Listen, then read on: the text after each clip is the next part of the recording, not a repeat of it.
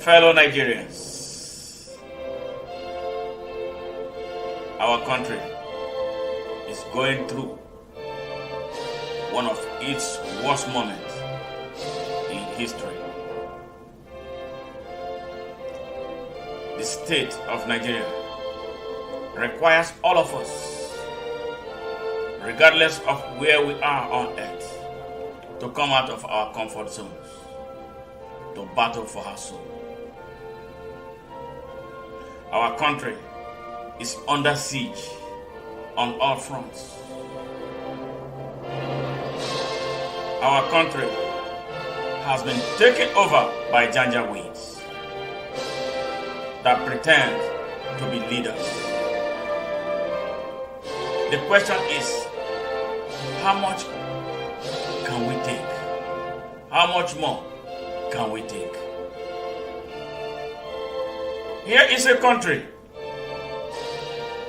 where a citizen went into the hallowed chamber of the Senate and carted away the mace, the symbol of authority of the National Assembly, and was not punished. What type of example is that? Here is a country where the government allegedly spent 600 billion feeding students at home, students who were on lockdown, and nobody is raising a finger. How on earth do we have a country that cannot cater to its use?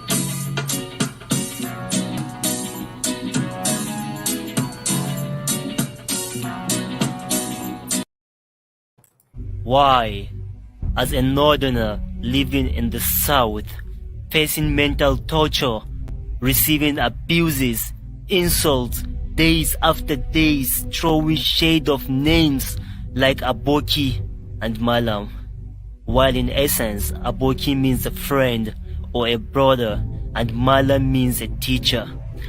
I've always gotten myself rolling in tears, living like a prisoner, and always questioning whether this is my country or not, whether this is my Nigeria that I was born and raised into. And why, as a southerner living in the north, equally facing stereotypes and being called names like Agberu, Inyamuri, Arne, facing daily difficulties and hatreds in my own country. I was born with dignity and deserve to be treated like a human, especially in my own country. I call on my southern brothers and sisters to do away with the stereotypes and accept me as one of their own. Equally, I call on my northern brothers and sisters to draw away all the negative impressions they have on the South and treat me like their own kin. Let us come together and ensure the labor of our heroes past are not in vain. Let us come together and serve our country with heart and might. One nation born in freedom, peace and unity. United we stand, divided we fall. This is Nigeria.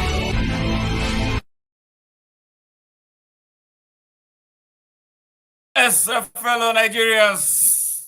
Good afternoon, bright, great summer afternoon here from Houston, Texas, United States of America. And we are at it again, Nigeria Now, on ONN and the Nightingale Radio Station International, broadcasting every Saturday starting at 8 p.m. Nigerian time from Houston, Texas. I hope you are all doing well wherever you are on the surface of this earth. Nigeria is at a crossroad, and a generation comes that is purpose-driven and prepared to solve a problem. Our problem has been intractable right from day one. Right from day one, Nigeria was put in a position where progress was impossible. 62 years gone. We have entered the fourth stanza, 3 generations. In history, 20 years makes a generation. 3 generations have been wasted in Nigeria. Are we going to allow the 4th generation to be wasted? This is a question you and I must answer. And I think we are at a very critical moment where we must provide answers to that really terribly nagging question of Nigeria.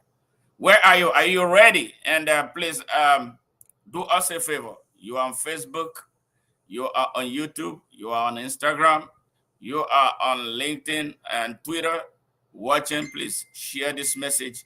We want to get as many people as possible in, because we are going to be talking about something very, very critical about our country, the state of our country today. Are we happy that we have no hospitals? Are we happy that our universities are locked down? Are we happy that we don't have good water supply? Are we happy that our infrastructures are falling apart? Are we happy that we have been in darkness for nearly, for as long as our nationhood has lasted? Are we happy that our country is not industrialized? Are we happy that millions of our youths, put at 70% of our entire country's population, are out of job? They have no job. They're either unemployed, they are underemployed, or unemployable at all. Are we happy that an army of our young people have very dangerous arms shooting up their countries because of lack of access to opportunity? You know, our people say that the idle mind is the devil's workshop, and that is exactly what is playing out right now. Are we happy with the type of leadership we have had since the past 62 years? Why can't we make change? Why can't we do something different? Is it really in our country's interest that we are, after 62 years, still talking about tribes, still talking about religion as yardsticks for measuring leadership or for choosing leadership? Why does anybody have to change his tribe? Why does somebody have to become an Igboman? Why does somebody have to claim that he's a Fulani man? Why does somebody have to claim that he's an Hausa man or a Yoruba man before he can lead Nigeria? Why can't we claim that we, Nigeria first, this is our country, that we are Nigerians and nothing else, and then every other thing is minimized? Why are we talking about religion as if it is anything that grows economy or expands our educational infrastructure? I am so unhappy, and I know that a lot of Nigerians are too. So this is the reason we are here, talking about Nigeria Now, talking about how we can make it better and leave a better Nigeria for the next generation. Every responsible leadership thinks about the future. Every responsible leadership thinks about the next generation. What are we thinking about in Nigeria? We'll be right back.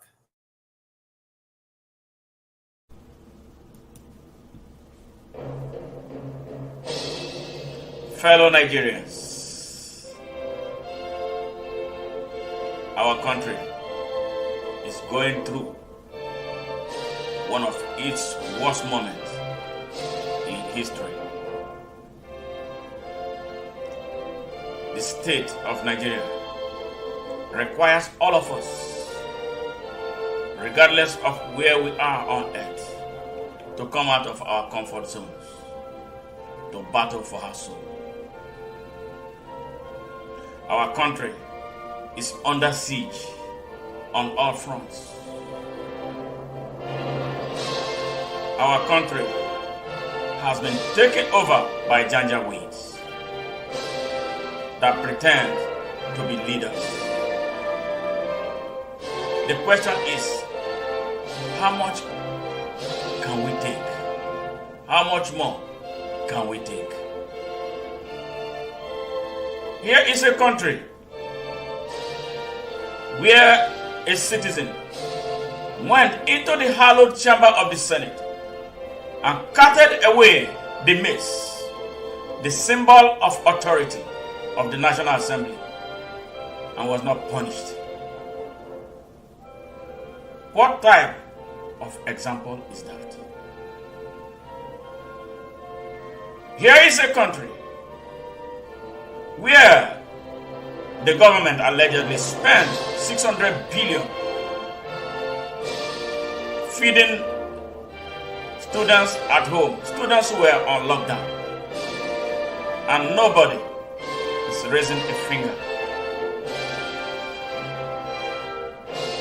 How on earth do we have a country that cannot cater to its use? Yes, let me apologize. We were supposed to have a guest, the president, one of the presidential aspirants of the People's Redemption Party, Patience Key. We had to reschedule that encounter because of a technical error that developed in one of our flyers. We have corrected that, and hopefully next Saturday, same time, she will be here to give an account about of what happened. You know, what she alleged was a scheme by the elders of her political party to skin her out of the process of election in their primary election. So that is a story for next Saturday. Hopefully she will be here. She made a commitment that she was going to be here, and I hope she's watching. So for those, this is an open mic edition of this, and if you want to be part of it, I'm going to share a link for those who wish to appear live here on the studio, so to talk about this very nagging issue. But before then, I'm going to make a clarification, a serious position, make a case for Open Nigeria. What is it about, and why is it important now? Why is it so compelling at this moment in our country's history? So we'll be right back in a short while. Okay.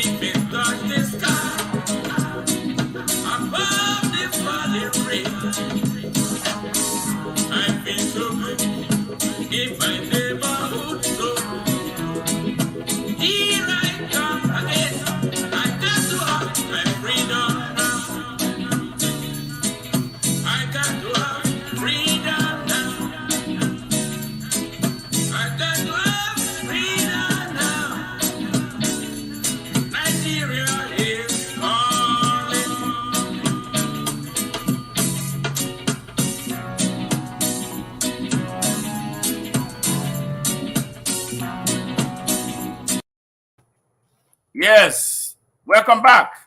I am posting a link. You're going to see it on Facebook. You're going to see it on LinkedIn.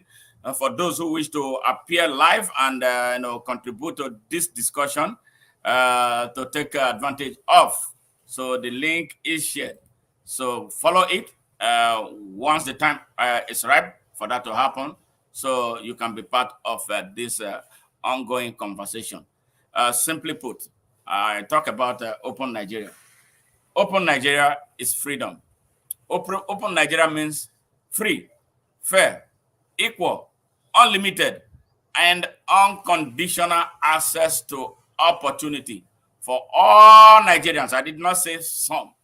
For all and every Nigerian to grow and develop, to progress and prosper, to grow and develop, and to progress and prosper according to their abilities and levels of competency, for the good of every Nigerian, for the good of the entire country. All right? So that when that happens, there is peace. And when there is peace, national security is guaranteed. And when national security is guaranteed, national cohesion or national unity is guaranteed. Now, you ask me, it's a simple definition because open Nigeria means so many things, depending on the angle it is coming from. When we go to the education sector, when we look at how we admit students into federal universities or institutions of higher learning in Nigeria, you will see how open Nigeria becomes very, very compelling. How do some people who will score hundreds of marks be denied admission to universities in Nigeria, whereas somebody who scored 15 is given admission? Why did they score 15? Why do they score without asking? They don't ask the reason they are scoring so low. They are not looking at the quality of instruction. They are not looking at the standards of infrastructures in the states where these dismally low marks are scored. They are not looking at the quality of those teaching them. They are not looking at how much is being invested in the educational sectors in that part of the country that does not get to those people, that critical population who needs seat for learning and teaching to take place. So we are addressing always, looking at Nigerian problems, addressing them cosmetically without going to the roots of it. Why do some people score so low? Nobody is made a dumb. God did not make anybody an idiot. The environment makes you what you are. Something is wrong. And let me speak it, because what we represent here is the truth, the whole truth, and nothing but the truth. This problem I'm talking about happens mostly in the north of Nigeria. In the north of Nigeria, the government of Nigeria budgets money for education. The state governments in the north budgets for education in that part of the country. Now the question is, how are these monies being expended? Are the monies getting to the schools? Are they building infrastructures? Are they hiring the right quality of the right people to teach those children out there in those schools? What is happening? That part of the country, a very important strategic part of Nigeria, has remained educationally disadvantaged. We all got independence this same day. What happened that we have to continue to wait for them? We have to continue to pamper people from that part of the country instead of telling them the truth, instead of ensuring that their governors are doing what they are supposed to do, instead of ensuring that earmarks from the federal and state government and international agencies that pour aid into that part of the country, why not making sure that those infrastructure, what they need, those critical things that they need for teaching and learning to take place are getting to those who actually need it? Why are we not asking those questions? So we have this belief that some part of our country is destined to be eternally, educationally disadvantaged. I say no. And this is the reason why the people from that part of Nigeria, we are all Nigerians, and why all Nigerians must unite from their hearts to ensure that this problem comes, so that education will be competitive, so everything will be competitive, so the best can come from any part of our country. So we don't have to use this affirmative action that destroys qualified people, that destroyed the future of our country, to continue to be a yardstick for everything in Nigeria. That is another angle of the definition of open Nigeria. Equal access to education, equal access to everything, equal access to quality teaching and learning. Because the country is one. And if the country is one, we must at all times be driven by the same standard. We must do things using the same standard. The truth is bitter, but it has to be told. And this dysfunction is slowing the country down. It has slowed the country down for 62 years. And we can't afford to allow that to slow our country down. Nigerians from everywhere must start asking questions about this failure. It's nothing but tragic failure of leadership.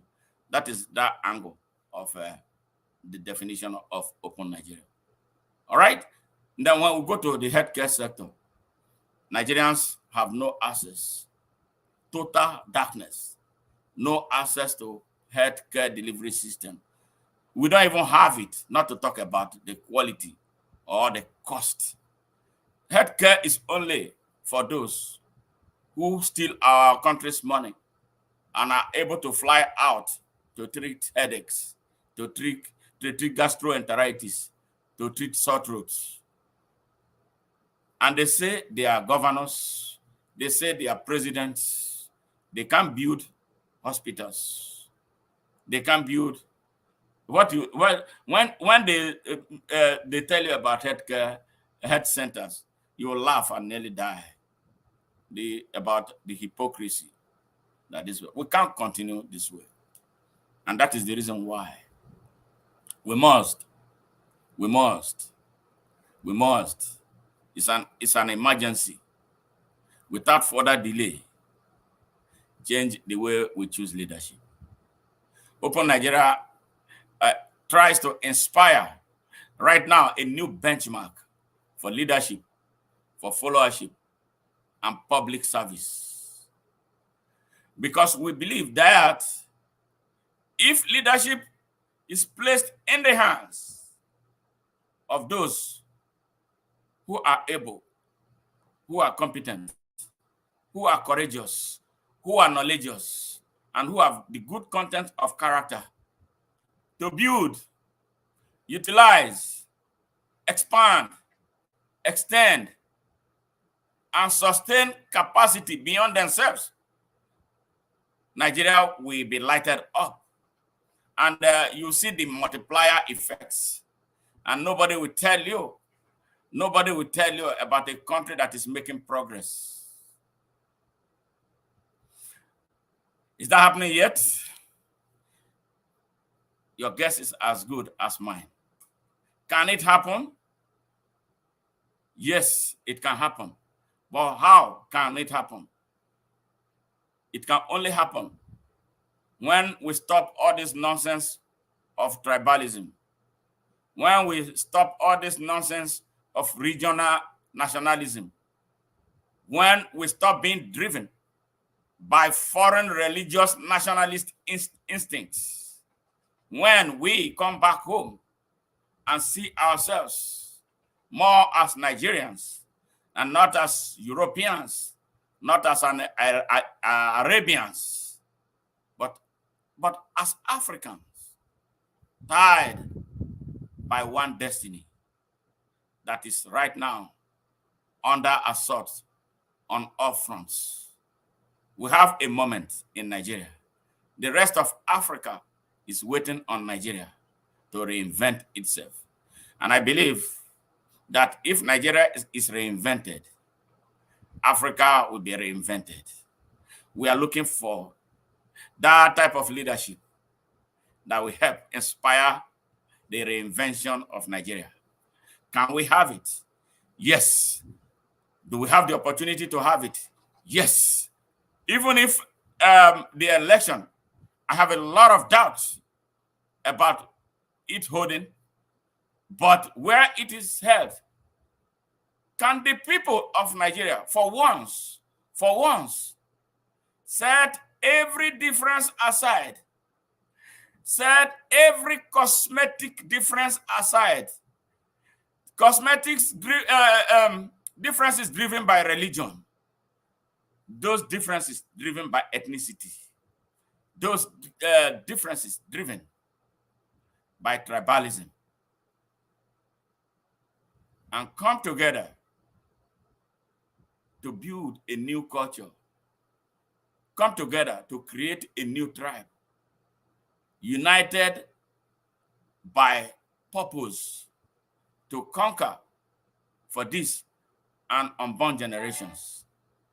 No matter what we do, no matter this patch and leak approach that we are going to adopt to making Nigeria work, if it is not backed by a unity of purpose, by an agreement by all Nigerians that we have suffered enough and that we are sitting on a keg of gunpowder that can explode any moment from now, and honestly come to a table to say, we have had enough, let's start choosing the best of us, regardless of where they come from, regardless of what they worship, regardless of how they dress, regardless of how they speak or what they speak, regardless of their circumstances of birth. Put them in front as the faces of leadership for Nigeria, so our country can be put on that genuine path to nationhood and greatness. That's what we need right now.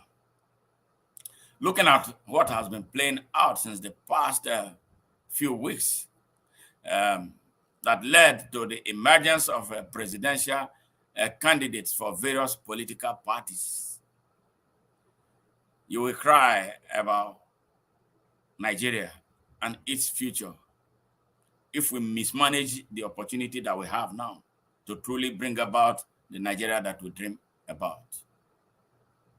APC and PDP, their party primaries was just nothing but what? Buying and selling. This is what they have done since the past 23 going to 24 years. Buying and selling. Buying delegates to produce some of our worst as our presidential and vice presidential candidates. Now, I think Nigerians have that urgent need to look elsewhere for leadership, to look elsewhere for the next president of Nigeria out of these two failed political conglomerates that have destroyed Nigeria. They have destroyed Nigeria near beyond redemption. We have terrorism. We have banditry. We have all kinds of violent criminal activities going on in Nigeria. We have hunger, where millions of Nigerians are unable to afford one meal a day. And some people who we call name Atiku Abubakar, Bola Ahmed Tinubu, Nyesom Wike, Aminu Tambuwal, Sarakis. They were purchasing votes, delegate votes, for thousands of dollars. Dollars in Nigeria. Dollars in Nigeria, not in the United States. Those are people who have no confidence in their countries. And you know what? They cannot give us the open Nigeria we need. We must be bold. We must be deliberate. And we must be decisive in choosing the next president of Nigeria, regardless of religion, regardless of ethnicity, and regardless of any other thing but abilities, competency, courage, knowledge to do great things, the love for the whole of Nigeria, and exceptional content of character required to build, to utilize, to expand, to extend, and to sustain capacity. Not only sustain capacity, to build people, men and women, young Nigerians, who can take this tradition further into generations. That is what Nigeria needs right now. We don't need an Islamic leader. We don't need a Christian leader.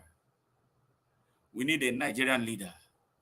We need, for the first time in Nigeria and its history, a truly Nigerian president who will not tell a section of the country that they are a dot in a circle without exit. A president who will go to Potiskum and be received as a citizen of Potiskum. A president who will come to Abavo and the Abavo people will open their doors to him as one of them. A president who will go to Meduguri and be a citizen of Borno State. One who will go to Lagos and feel at home. Another who will go to Ogun State and be a Yoruba man. And on and on. The one who will go to Oka, Awamama, Owerri, Aba, and be an Igboman. That is the president Nigeria needs. Nothing less, nothing more, nothing less. We are tired of having northern presidents who rob the entire country, who rob their own people, whose bad policies have made their own people poorest and more vulnerable than ever before because they are not positioned to be presidents of Nigeria. We are tired of one who is aspiring to be a Yoruba president, that it is the turn of the Yorubas. We are tired. We don't want to hear about an Igbo president. We want to hear about the president of Nigeria. Nothing more, nothing less. How about that? Nigerians. For those who wish to call in, please, the number to call, if you don't want to show your face here, the number to call is +1 832-407-6282. Do call, and then you put your question aside. But if you want to appear here live, or you want to send us a message via WhatsApp, feel free to do so while we keep on rolling. We'll be right back. South is part of Nigeria. I got the president to approve money. It was not alone.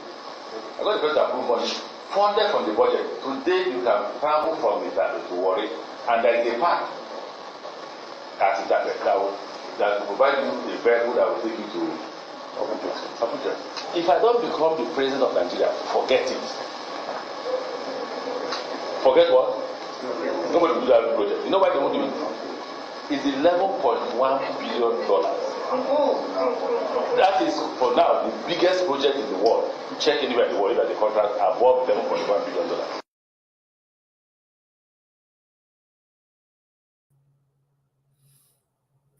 Welcome back, Nigerians. I guess you heard this footage. no serious person who is really desirous of leading a country will speak that way. But that's the attitude of the typical Nigerian politician. Desperate, arrogant, and terribly, terribly, pathologically ignorant. We can't have this type of thing anymore. It is time to wake up.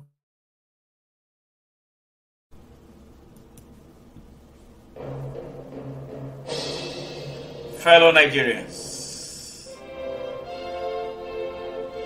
our country is going through one of its worst moments in history. The state of Nigeria requires all of us, regardless of where we are on earth, to come out of our comfort zones, to battle for our soul. Our country is under siege on all fronts. Our country has been taken over by janjaweeds that pretend to be leaders. The question is, how much can we take? How much more can we take?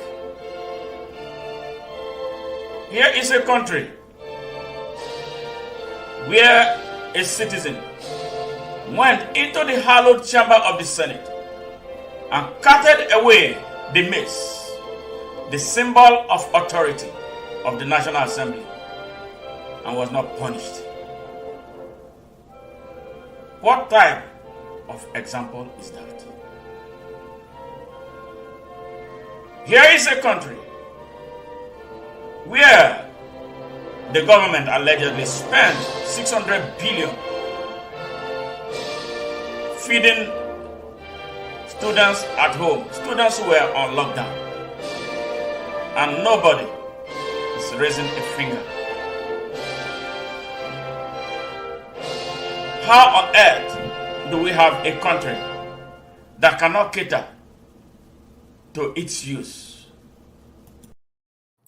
Why, as a northerner living in the south, facing mental torture, receiving abuses, insults, days after days, throwing shade of names like Aboki and Malam, while in essence, Aboki means a friend or a brother, and Malam means a teacher. I've always gotten myself rolling in tears, living like a prisoner, and always questioning whether this is my country or not, whether this is my Nigeria that I was born and raised into. And why, as a southerner living in the north, equally facing stereotypes and being called names like Agberu, Inyamuri, Arne, facing daily difficulties and hatreds in my own country. I was born with dignity and deserve to be treated like a human, especially in my own country. I call on my southern brothers and sisters to do away with the stereotypes and accept me as one of their own. Equally, I call on my northern brothers and sisters to draw away all the negative impressions they have on the South and treat me like their own kin. Let us come together and ensure the labor of our heroes past are not in vain. Let us come together and serve our country with heart and might. One nation born in freedom, peace and unity. United we stand, divided we fall. This is Nigeria.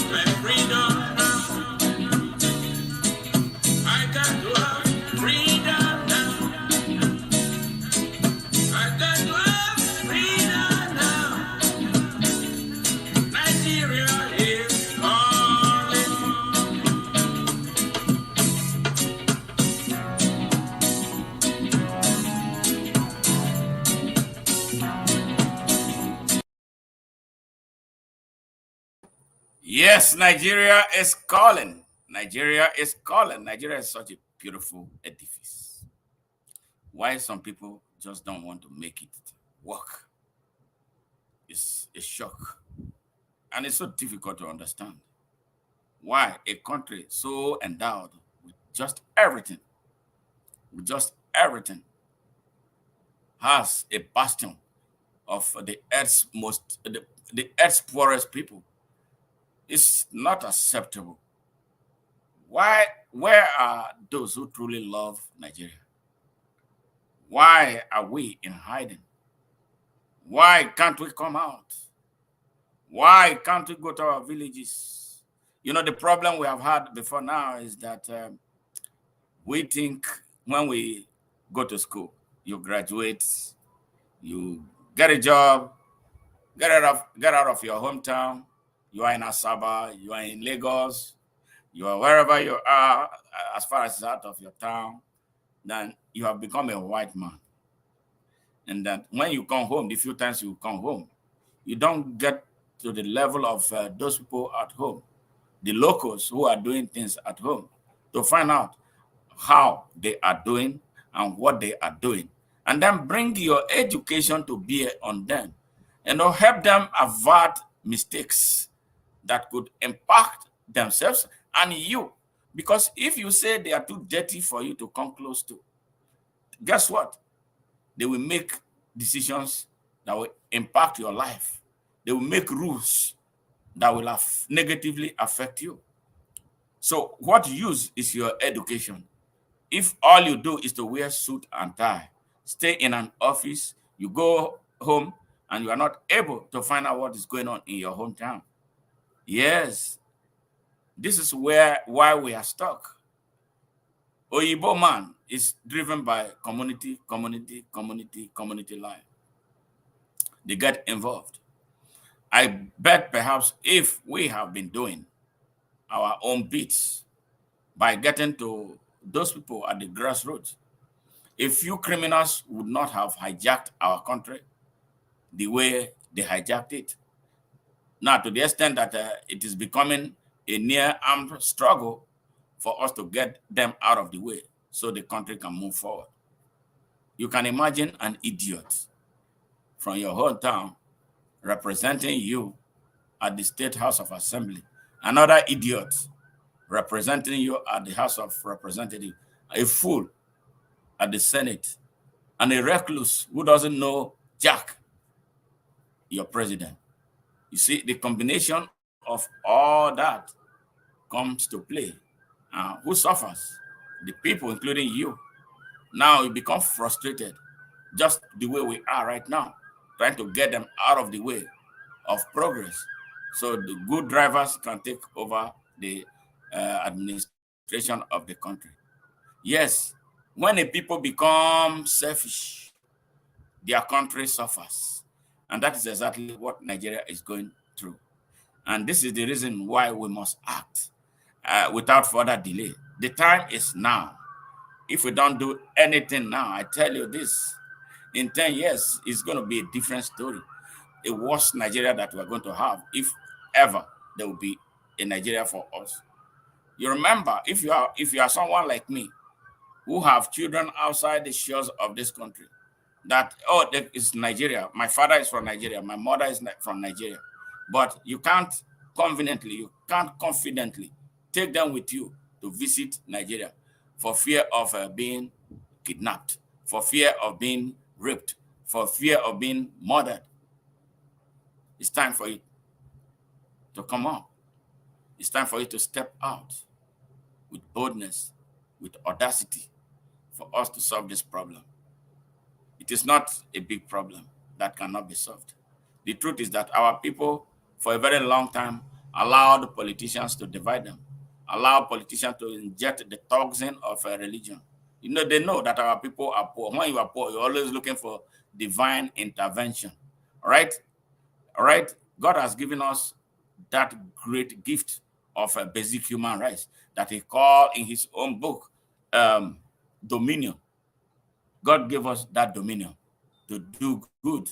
So if we cannot use this dominion to do good, This dominion is power over everything, including those things that negatively hurt us, including those things like we are seeing now, bad governance, terrorism, denial, deliberate denial of access to opportunities.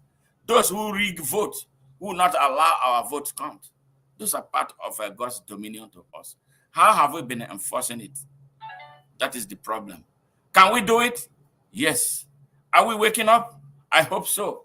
I hope that these few months leading to a very critical election will be an eye-opener for us.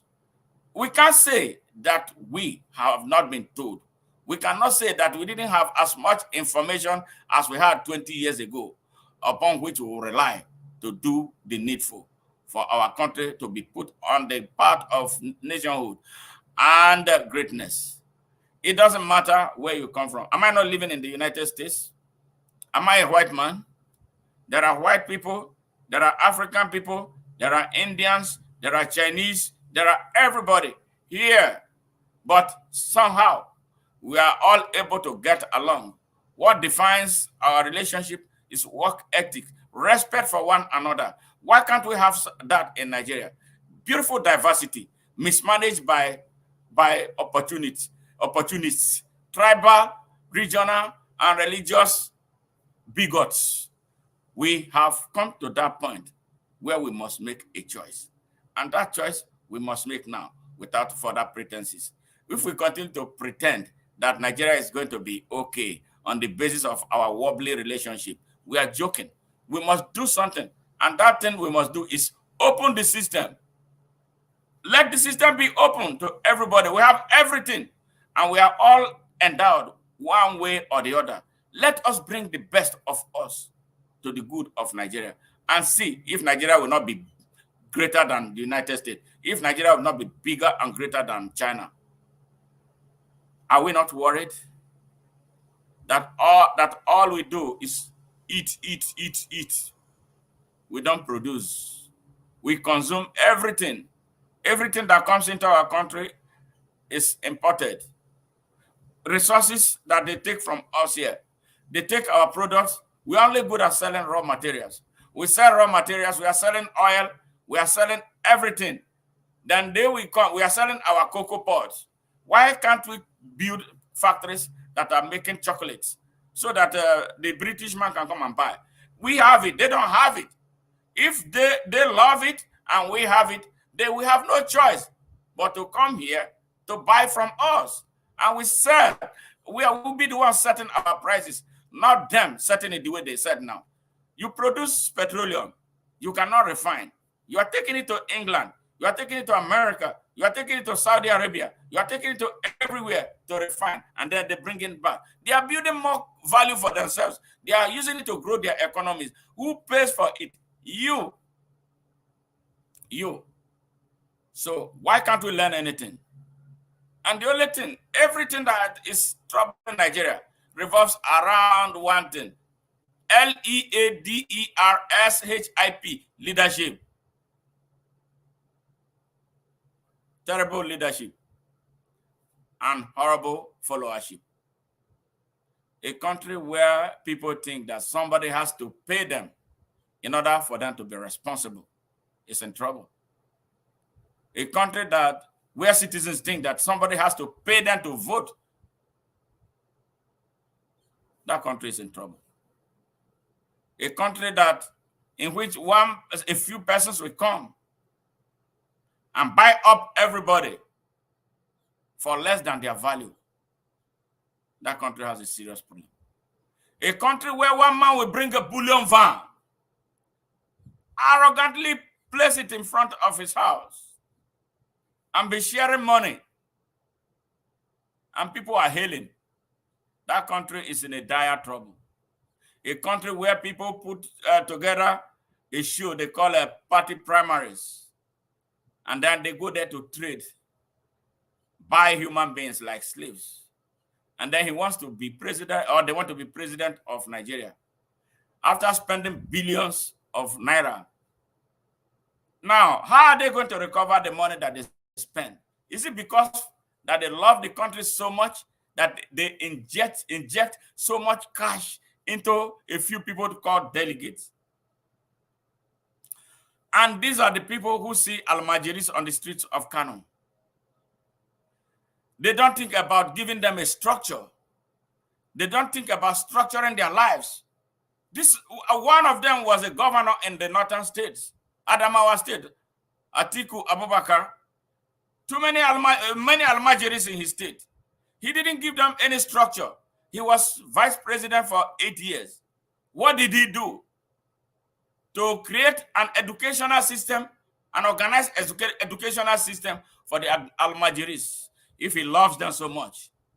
And I feel sad seeing him sitting in their midst, eating yellow rice without tomatoes. Leader Atiku. That is why Nigeria must trash these people. Trash Atiku, trash Bola Ahmed Tinubu. Look for one person from among what you used to call small political parties, lazy Nigerians. You call them small political parties because you don't want to work hard. You don't want, who made those big for nothing political parties the large corrupt conglomerate they are, if not you? Are you not the ones that populated them?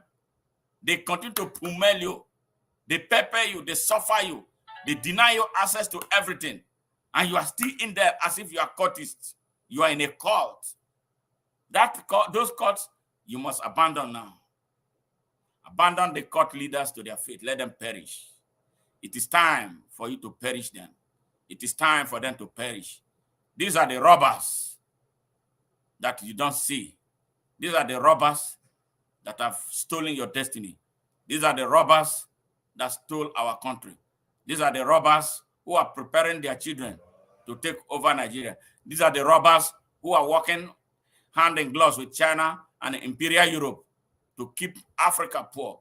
We must do something about them. So if you are serious, really, truly serious, if you are patriotic, if you love Nigeria, you want to see a Nigeria where access to opportunity is bountiful, this is the moment to do something. I am happy that a movement is being built. I hope we take that movement and take the anger associated with building this movement into the election in February 2023. It is time. Nigeria don't have a lot of time to exist as a nation. But if its true citizens, its true real patriots can come together, the country can be saved. If we stop being suspicious of one another, the country will bounce back. If we stop betraying people, if we stop stabbing ourselves for what we want, the country will grow. If we stop pretending to be what we are not, the country will grow. If we are truly and genuinely patriotic about this country, we will stop being slaves to these plantation owners that we know. Some of them are our brothers, some of them are our sisters, they are our friends, they are our church members. We go to the same mosque, they are in the same Islamic sect. We thought we must do something about them without sentiment, because you know what? At the end of the day, robbers have no boundaries. Criminals don't have any boundaries. They don't care who they hurt, whether they are your brothers, they are your sisters, they are your friends. They are robbing you. Any person who robs any nation's treasury is robbing you, his own children, because the money he's taking is for the whole country, including you, who foolishly at times support them, thinking that is somebody from your place, is a member of your religious sect, is from your region, is your tribesman. He's an enemy. He's an enemy of the nation. He's your own personal enemy. So you must take your anger personal against them. They are not supposed to be doing what they are doing. That you are a governor does not mean that you are a god of the people. You were put there to serve. You are a president does not mean that you are an almighty God. You are a servant put in place to serve the people. If you can't do that, get the hell out of that place and let those who are ready to do it. That is what this moment is about. Why can't we do it? Why can't we do it? I believe it is possible. And it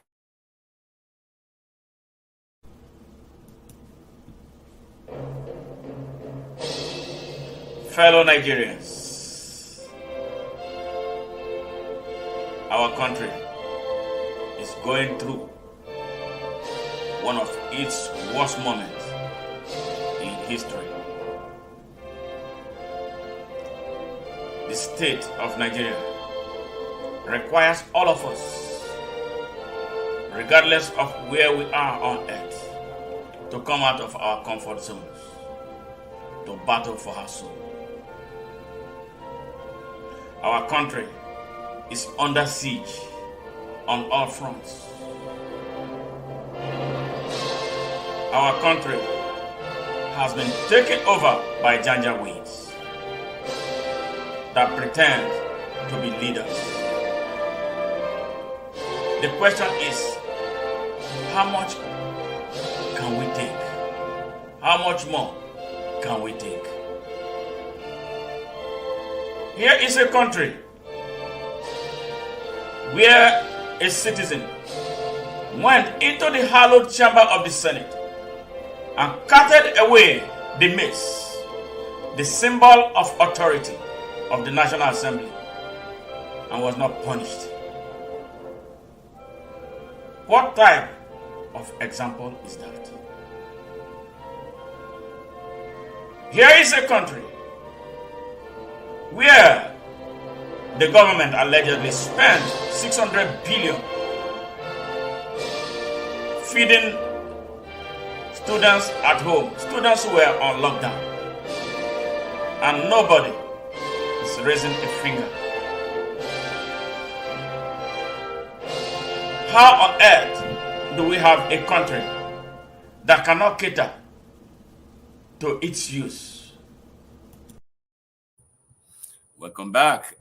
And let me remind our listeners and viewers, as we speak right now, we have about 2.5 million people, joining us through the radio app and through our website. Thank you very much for your support for this Open Nigeria thing, and we really appreciate you.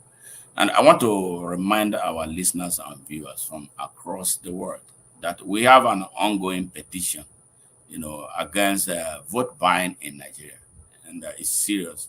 And it's all on our Facebook page, at the Open Nigeria page, our ideology page. You can go there and sign your signature. There are a lot of people are signing into it and want to drive that until it takes a global stage.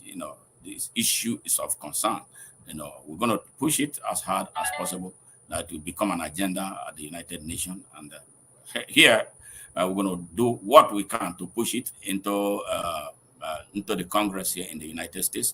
So your help in that direction is seriously solicited. Seriously, I am appealing to you as we speak. Seriously, please ensure that you sign that petition.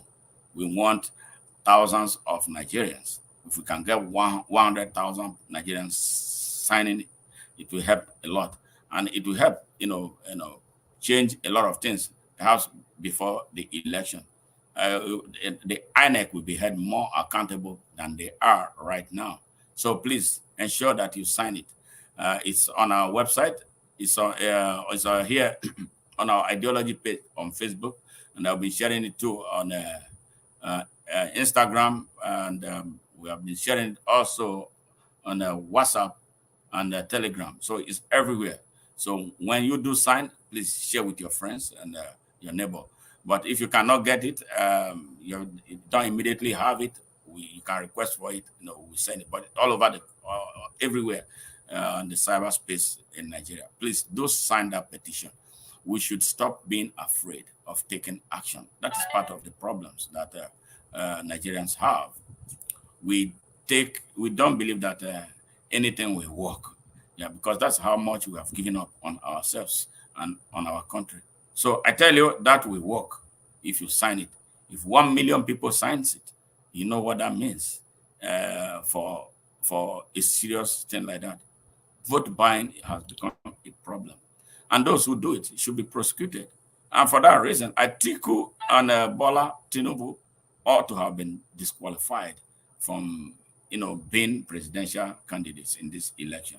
But sadly, they committed this heinous criminal act in the full view of security operatives, security agencies, including the EFCC and perhaps the ICPC. They are there. They are not questioning their source of money, why they are injecting so much money into buying delegates, mere delegates. So, you know what? The country, by this standard has become so lawless that anybody can do whatever he or she likes and then gets away free without anybody asking questions. But there are a few Nigerians who are asking questions now. All you need to do is support them. They are the good Nigerians. They are the patriotic Nigerians. They are the ones who will not give shishi, according to what somebody was talking about Obi the other day. So he won't give shishi because me, I know they give shishi. That was why they denied me access to becoming a senator in 2019. I refused to share money because I thought it was wrong for me to buy my way into power, and then I'll become an investor and perhaps a thief. Because if I injected so much money into becoming a senator, maybe borrowed from friends or borrowed from banks, the banks are going to ask for it. And how do I pay them? I know how much a senator in Nigeria is paid, and that I won't have that kind of amount of money, to pay them back. Then you go on into this stealing spree. That is why Nigeria is stuck. Majority of the people you are seeing as representatives, they live above their means. They borrow and borrow and borrow, and to be big. They steal you blind in order to live the type of lifestyle that they lead. It's time for us to stop and think seriously that the man with the cash close to every election, the man who start digging up the whole place, coming to dig emergency borehole, or the one who is coming to tar roads, perhaps it's not the leader that he wants. Somebody who has not been doing that. Like me now, I've never been to an orphanage. If close to an election, you see me going to an orphanage, just vote against me, not online. Because I've never been used to that. But now I'm going to try and I'm used to a lot of other things. But if it start happening, the way, you can tell when you see a liar lying. So it's time. We must stop liars from becoming leaders. We must stop mischief makers from becoming leaders. Quite frankly, it looks like we have lost our moral compass. That is why we allow mischievous people to lead us. And then we turn around and hail them. We call them leader, my leader, my leader. Right? It's sad where we are. It looks like we got lost. I was discussing with one young man today about some of the things he does. I asked him, do you have conscience? How do you go to sleep doing what you do, knowing fully well that they are false with their lies? He said, "Not politics." So a lot of people believe that anything you do wrong, any sin you commit when you are doing politics, is not punishable by God. That is the saddest thing. All right.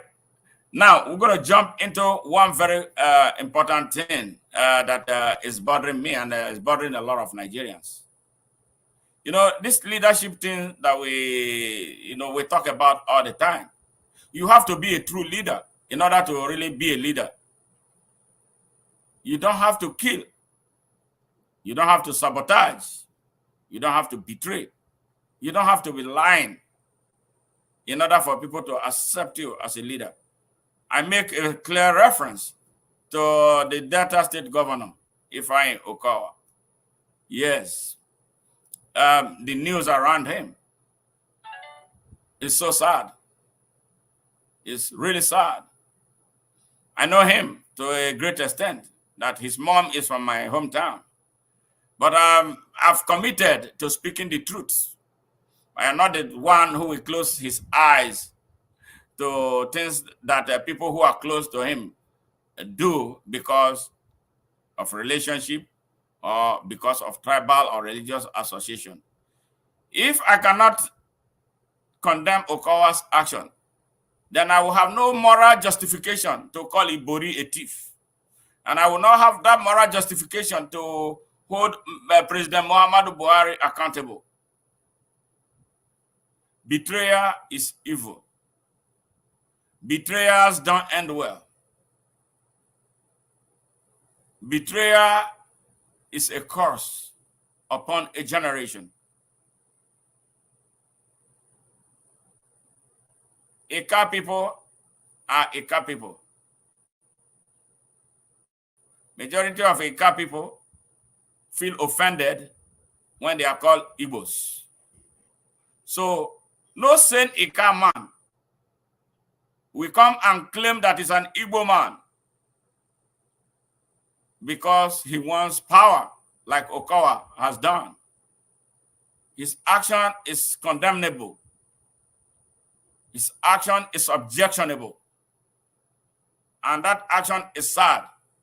Okowa knows that he doesn't like the Igbos. I'm an Ika man. I know how some of my people feel about the Igbos, just like the rest of Nigeria feel about them because of bad misinformation. And the same reason for which millions of Igbos were slaughtered between 1967 and 1970. So for Okowa to come to now say that he's an Igbo man because he wants to be vice president of Nigeria is sad. I won't be part of the Ika man that will give him a thumb up. And this is the more reason why nuclear Igbo people must wake up and really vote seriously in this coming election. They must close ranks. They must stop fighting themselves. They must come with the energy of Nigerians to take their pride of place in that country. Nigeria is not owned by any human being, but the whole people of Nigeria. Nigeria is not a property of any particular ethnic group or regional bloc. Nigeria is for the whole people of Nigerians, or the whole people of Nigeria. For real, going back, Okowa has no right. He has no moral ground to say that he's an Igbo man, the way he said it, to the extent of wanting the world, the Nigerian people, to see him as the true face of the Igbo people in Nigeria. It's sad. I refuse it. I will not accept it. And I will not be part of any person who will defend it for the sake of political gains. He has that trademark of betrayal. He did it to me. He has done it to a lot of people. A lot of people have been politically emasculated because of Okowa's desperation to lead at all times at the expense of all people. So people like that should never be put in positions of authority. If you are a Deltan, you will agree with me what he's doing in Delta. Terribly nepotistic. Are we saying that Buhari is a nepotistic man? You come and ask Okowa. So, Nigerian people, we don't need this type of leadership. So trash Okowa, trash Atiku. They are no good. A betrayer is not qualified to hold the highest office in the land. Okowa and Atiku are betrayers. They will betray Nigeria. They will sell Nigeria cheap. So if you love yourself, if you love your future, if you love the future of your children, Okowa and Atiku and Bola Ahmed Tinubu are no options right now for Nigeria in terms of leadership. In 2019, I went into the senatorial race. Not because I was a career politician. I went into that race because I was angry with what is taking place in Nigeria. I put everything into that race. And God knows the people knew, and they attested to it, that my brand of politics was different from what they knew, because I was all encompassing. I was bringing people together. I wasn't dividing the people because of their political leanings. I was bringing them together. Let us reason together and take this country away from darkness. Prior to this time, there was a problem in my hometown.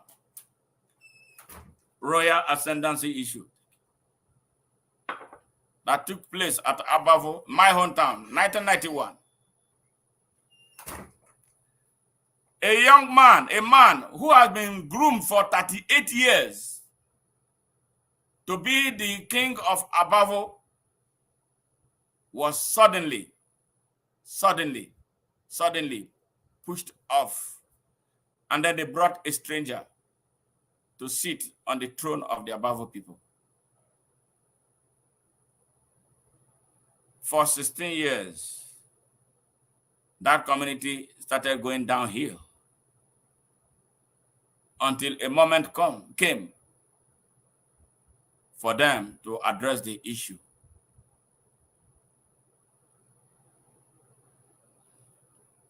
They did the needful.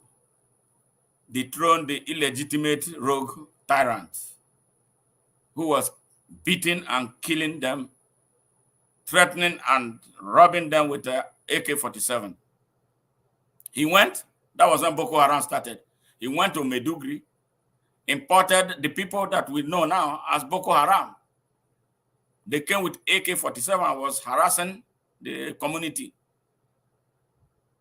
They started implementing Sharia laws in my hometown with the intention of making my hometown their first emirate, from where they will launch attack on the Niger Delta. Udoa was governor at the time. Udoa could not confront this monster until we came in from the angle of his illegitimacy and inspired his dethronement. What happened? They brought a combined team of soldiers, thugs, and gangsters from across Nigeria to terrorize my hometown. At the end, 19 persons were taken into custody without trial for 90 days. I was declared wanted in absentia for rising up for my people. And then the worst happened after those people were released.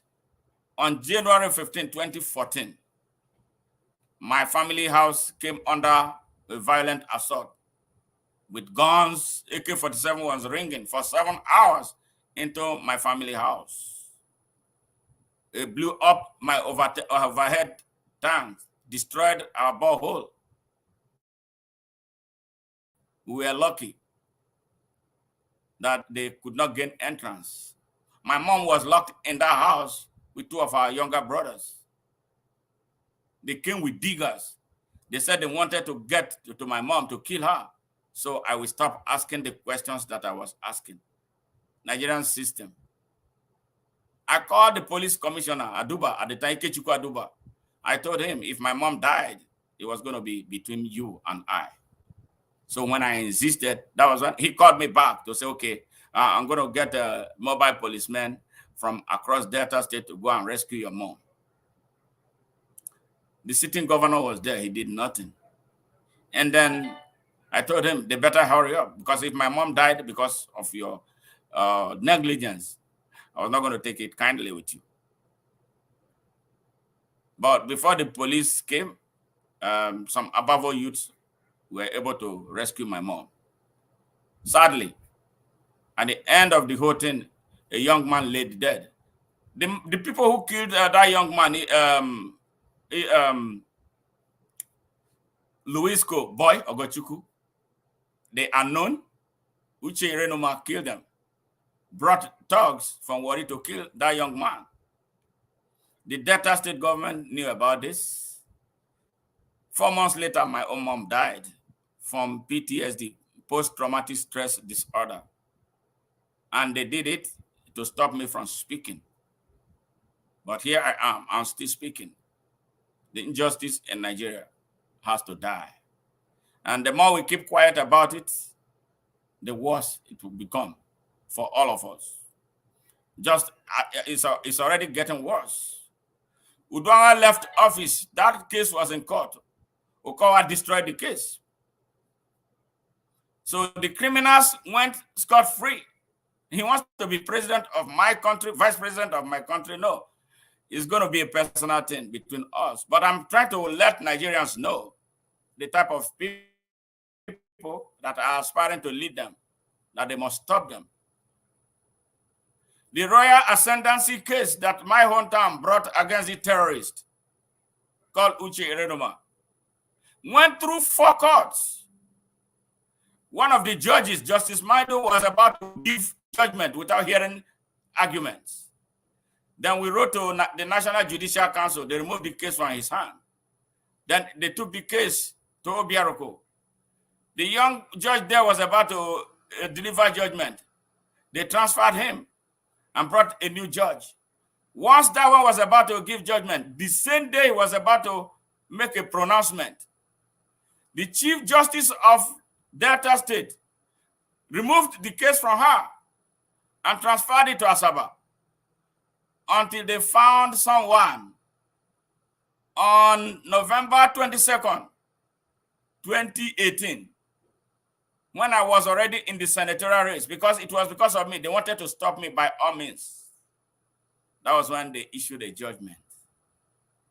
And then they brought thugs into my hometown to disrupt my campaign. That was how Peter Nwaoboshi was elected. Some people from my hometown were going to his house morning, afternoon, and evening to eat and drink. Here we are. Since 2018, I tell you this, my hometown has been in darkness.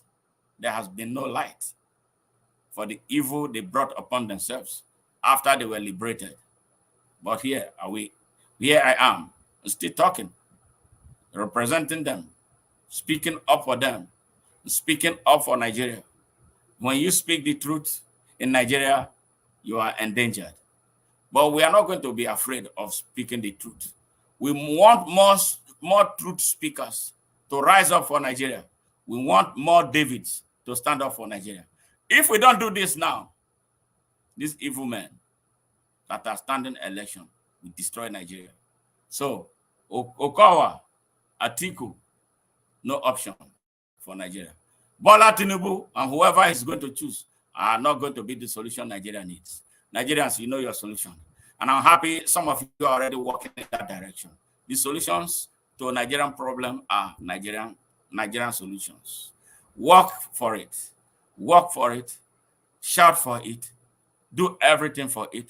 But I tell you, Nigerians who are listening to me or who may be listening later, join us at Open Nigeria.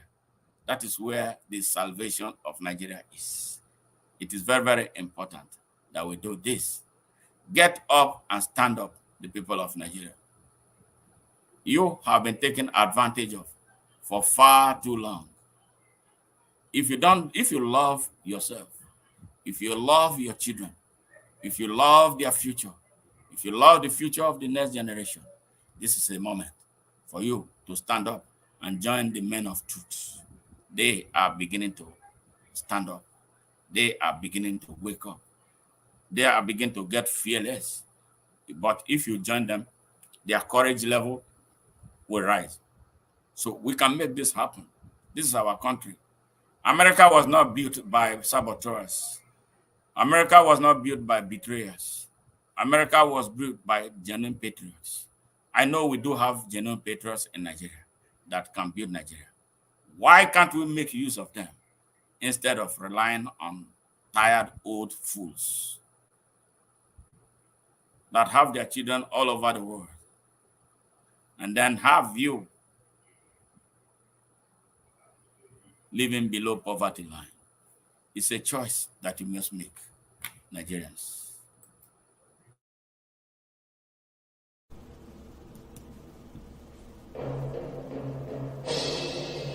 fellow Nigerians, our country is going through one of its worst moments in history. The state of Nigeria requires all of us, regardless of where we are on earth, to come out of our comfort zones, to battle for our soul. Our country is under siege on all fronts. Our country has been taken over by janjaweeds that pretend to be leaders. The question is, how much can we take? How much more can we take? Here is a country where a citizen went into the hallowed chamber of the Senate and carted away the mace, the symbol of authority of the National Assembly, and was not punished. What type of example is that? Here is a country where the government allegedly spent 600 billion feeding students at home, students who were on lockdown, and nobody is raising a finger. How on earth do we have a country that cannot cater to its use? Why, as a northerner living in the south, facing mental torture, receiving abuses, insults, days after days, throwing shade of names like Aboki and Malam, while in essence, Aboki means a friend or a brother, and Malam means a teacher. I've always gotten myself rolling in tears, living like a prisoner, and always questioning whether this is my country or not, whether this is my Nigeria that I was born and raised into. And why, as a southerner living in the north, equally facing stereotypes and being called names like Agberu, Inyamuri, Arne, facing daily difficulties and hatred in my own country. I was born with dignity and deserve to be treated like a human, especially in my own country. I call on my southern brothers and sisters to do away with the stereotypes and accept me as one of their own. Equally, I call on my northern brothers and sisters to draw away all the negative impressions they have on the South and treat me like their own kin. Let us come together and ensure the labor of our heroes past are not in vain. Let us come together and serve our country with heart and might. One nation born in freedom, peace and unity. United we stand, divided we fall. This is Nigeria. So, by the grace of God, we are going to do 1 million.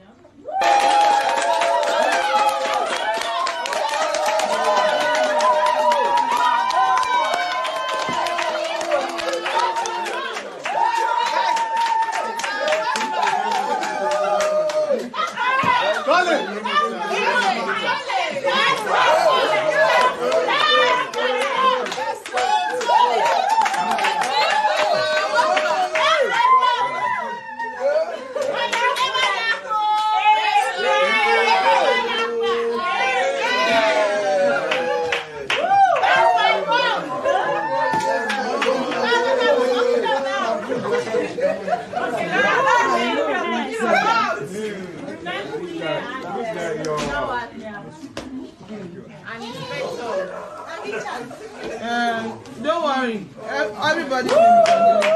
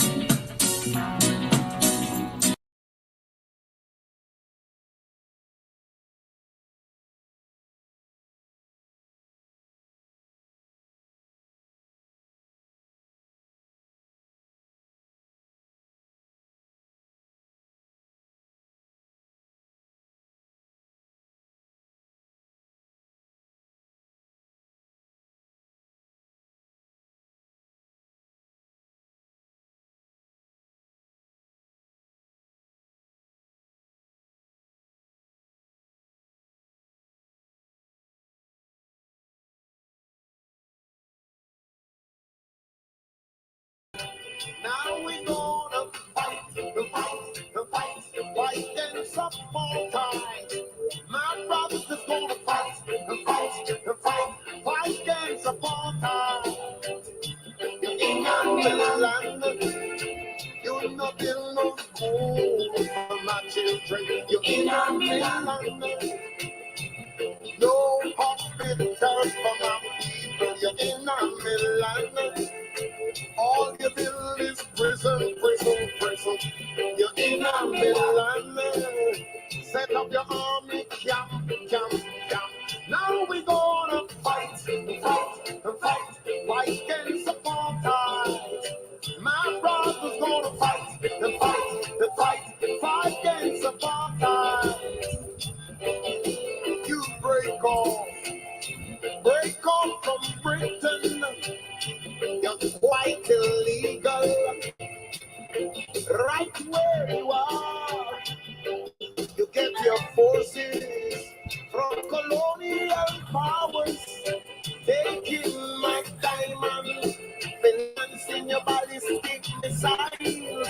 Now we gonna fight against apartheid. My boss is gonna fight against apartheid. Come on, Jamila.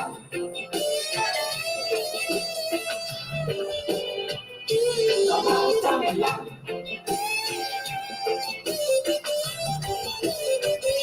Come on, Jamila.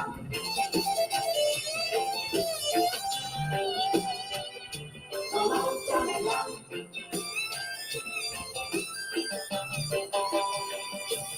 Where we gonna fight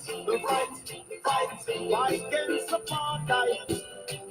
We brothers gonna fight against apartheid.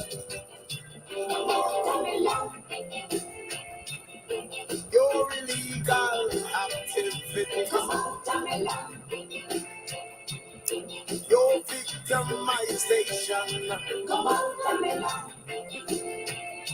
robbing all of my resources.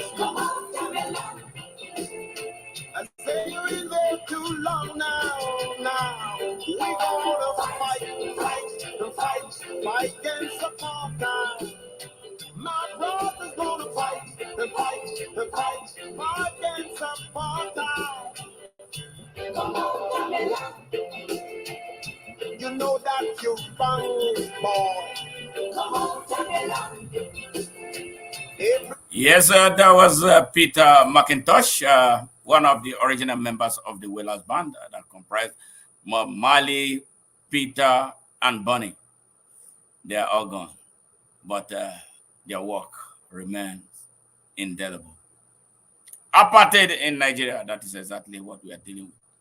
Less than 1% of our country's population, holding 250 million people in their captivity. And yet some people want us to remain in it. Do you agree that we should remain in there? And this is what this moment is for. From me to you, it's been such a great about 1.5 hours of being on this show. And we thank our viewers from within Nigeria and around the world who took time off to be part of this program. A special thanks to members of the Open Nigeria Consciousness for the great and marvelous job that they are doing, spreading this ideology across Nigeria and beyond, and especially our indefatigable national coordinator, Edward Aster, for the great job that you are doing. Dr. David, thank you for joining us, and all the new members who have joined this growing consciousness in Nigeria. Our ultimate goal is to build that critical mass of conscious Nigerians who can create that kinetic energy needed for an exodus out of our old English Nigeria. It is possible and it is doable. And we are hopeful that we are going to be a serious part of those making the decision about who becomes the next president of the federal, hopefully open federal government of Nigeria, not the lockdown nepotistic one that we have right now.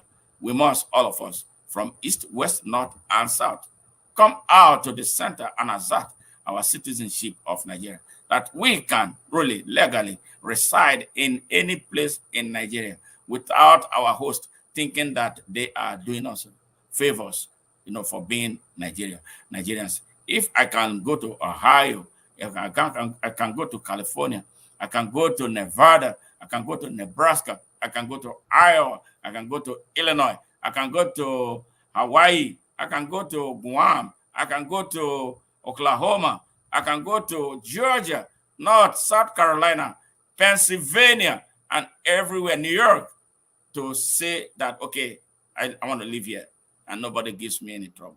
I don't see any reason why an Igboman who lives in Sokoto or who lives in Zamfara, who lives in Gombe, Adamawa, Lagos, Ogun, Oyo, Ondo, Ekiti, and the rest of it, why they should be singled out for attacks, singled out for being burnt, by any Nigerian, or a Yoruba man who goes to Owerri, goes to River State, he goes to Delta to want to make a living, and then he or she cannot do that. That's not the type of Nigeria. I don't want to live in the north like I did in the past, where some people would think that they are doing you a favor because you live in Kano. Look at my hand. This is it. We can't continue this way. Violence, in our country. We should be bringing it together. We should be bringing it together. We don't have to go anywhere to live in fear of the next minute. We don't know. We live in uncertainty. Look at the terrible thing that happened in Sokoto. A young girl. I don't care what you are telling me about blasphemy. You have no right to take anybody's life. That they stoned her to death. They burned her to ashes. The governor there could not do anything and still has not done anything. Atiku Abubakar, an aspiring president of Nigeria, reacted the way a normal human being ought to react. And then within minutes, because of his desperation to lead, he deleted his tweet condemning the the heinous crime, abominable heinous crime that was perpetrated by some blind, ignorant hypocrites. He wants to lead me. Hey, Nigerian, honor they hear this? Because this is serious. Atiku Abubakar, presidential candidate for PDP. When you people in that PDP, I'm talking about the ordinary people, you need deliverance. You need to come out from that hell. Because if Atiku, by his action of deleting his message of condemnation against the killing of Deborah Yakubu, a 200-level student of the College of Shehu Shagari College of Education in Sokoto, if Atiku could delete the statement he originally made condemning that dastardly act, he will kill you when he will sign your death warrant. That is why he's telling you, he proved, God is showing you things ahead of time about the behavior of this man. And Okowa, his vice presidential candidate, that they are not going to be there to protect you. Did you hear Tinubu say anything? Did he condemn the act? Now, coming back to Okowa, who is now claiming that he's an Igboman. They deployed the federal might that was going from house to house to kill young Igbo people. Did Okowa open his mouth to condemn it? When President Muhammadu Buhari described the Southeast, Alan Igbo, as a dot in a circle, did Okowa rise up as a human being, as a normal human being, in defense of his race, to ask why he described that part of Nigeria as a dot in a circle without an exit? You know what is about to play out in Nigeria? It was the same thing that happened between 1967 and 1970. It is sad. It's obnoxious. When the Niger Delta people came together to support an occupation army that came through Port Harcourt to attack the heartland of Igbos, claiming that they were out to defend the minority. Which minority are you defending in a tribal war orchestrated by a few Nigerians from some part of Nigeria, not interested in the future, the good of all Nigeria? A military coup took place in 1966. It was supposed to be a purely military affair. It wasn't a tribal thing. If we have an institution as sacred as the army that is supposed to be insulated against political manipulation, a coup took place. Perhaps they said the coup was supposed to be in the interest of the country. How did it become a tribal thing? That a reprisal started taking place. Igbos in the north were being murdered. I am talking about the truth. A lot of people don't know our history. They don't know the history of Nigeria, but we are here to say it. The reason is because if you know your history, then you would know where you are coming from. Going forward is what we are looking for. Open Nigeria for all. So Nigeria will work without stress. Everybody will go about his or her business, just the way I here, who come from Abavo, little small town in Nigeria. I am here in the United States. Look at where I am. I speak about the United States government. Nobody comes to arrest me. I speak about it. But when I speak about Nigeria, like I'm speaking, you see tons of threats calling you. When you come to Nigeria, we're going to deal with you. I can be anything that I am here. A lot of Nigerians, millions, are becoming things that were impossible for them to become in Nigeria. That tells you that the system is not working. We don't want that type of Nigeria anymore. We want a Nigeria where a Fulani man will respect other people as citizens of the country, and where people will respect them as citizens. Where elites of some ethnic groups will not come and continue to think that Nigeria belongs to them, that they are senior partners. There are no senior partners in Nigeria. Nobody is a slave to anybody in Nigeria. We are all Nigerians. We want a Nigeria that will work for the whole of us. We don't want a Nigeria that will be occupied by force.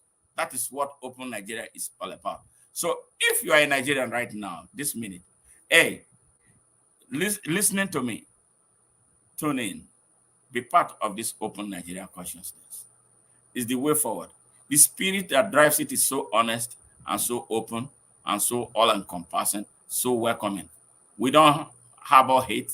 We don't hate anybody, but we are not afraid of speaking the truth. And when we speak the truth, we are not afraid of calling out people. It starts from us. It starts from my own backyard. I will tell any person who is from my tribe how wrong he is when he comes to anything that is about Nigeria. Because the country is supposed to be for all of us. When they say Nigeria, it's a big country. It is all of us. When you go to your tribal gathering, you can do whatever you want. But when you come to the stage of Nigeria, you got to be a Nigerian. So, my brothers and sisters from all over Nigeria and around the world, hey, thank you very much for being part of our journey. Hey, shout out to Jude Chidi in Germany. I hope you're doing good. I haven't heard from you in a while. So please, if you are listening now, we'll get in touch so we can talk about a few things. And Brother Apalogo, the guy who, did leadership training for members of the Open Nigeria Leadership Group. Thank you very much. And all those people who are making Open Nigeria work. And we do have some candidates who are running for various positions from Open Nigeria. We'll do whatever we can to see how we can support them to be, to take their candidacy into reality as members of the National State Assembly, as the case may be. We thank you for always tuning in, and then don't forget to sign our petition outline that we are asking for an end of vote buying and selling in Nigeria. That thing is killing Nigeria more than anything. You should not. Leadership is a spiritual thing. choosing it is so sacrosanct. You don't have to corrupt your mind to choose a leader. And the reason we are suffering is because we blighted our minds with corruption. And that is why we have the type of Okowa, we have the type of Atiku, we have the type of Tinubu wanting to continue to mislead Nigeria and drag the country into mud. It is your time. It is our opportunity right here, freshly served, for us to say enough is enough and put an end to this nonsense. Goodbye, and from me to you is love always. Everything you do upside down. You carry down yourself too deep.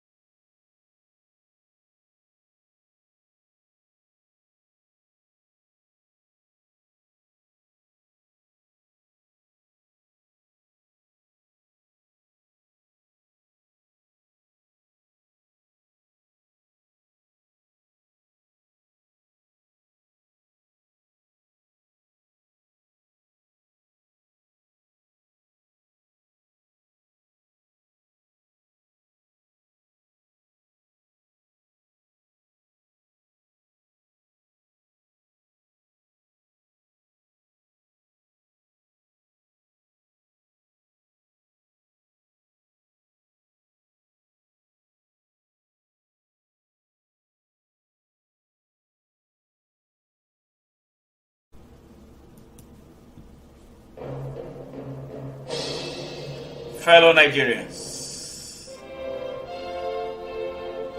our country is going through one of its worst moments in history.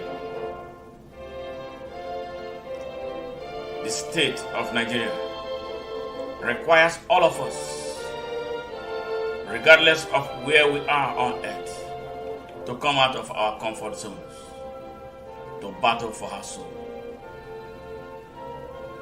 Our country is under siege on all fronts.